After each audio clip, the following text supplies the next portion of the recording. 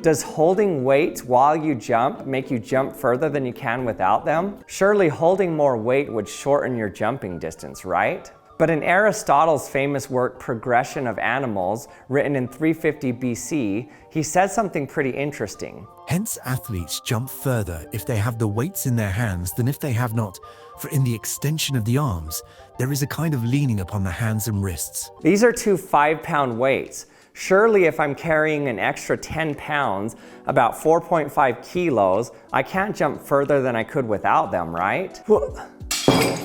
But I trust Aristotle enough to try this, so here we go.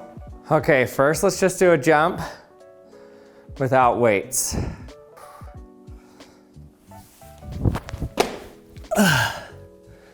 Okay, 92 inches, just over 7.5 feet. Okay, now let's try it with the weights.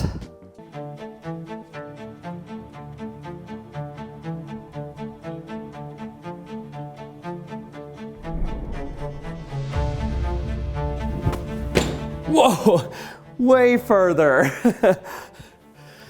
No way.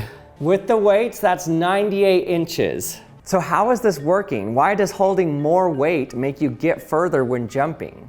Well, in doing this myself, one thing I noticed is that it's kind of like you throw the weights out in front of you, and then you use the inertia of those weights to kind of pull you forward as you throw the weights backwards. So there's definitely a benefit in changing your landing and the center of mass so you can throw your feet out further in front of you. But in one of my test subjects' cases, he didn't even use the weights to swing behind him, and he still jumped further with the weights. So there's more to the weights than just shifting your center of mass. Researchers studied the ground reaction force when you jump with weights in your hands. They found that as you increase the weight in your hands, the ground reaction force ramped up more slowly over a longer time than the unloaded jumps, meaning that there ends up being more area under the curve for the orange line here compared to the others, which means more overall impulse. And the reason this matters is because muscles aren't perfectly linear actuators. At slower contraction speeds, they can sustain high force for longer.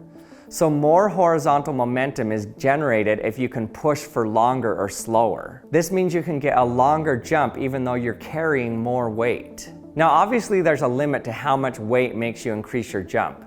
These same researchers tested with even heavier weights and found that the ideal load is about 5 to 6 kilograms. If you go higher than that, the added weight reduces your distance.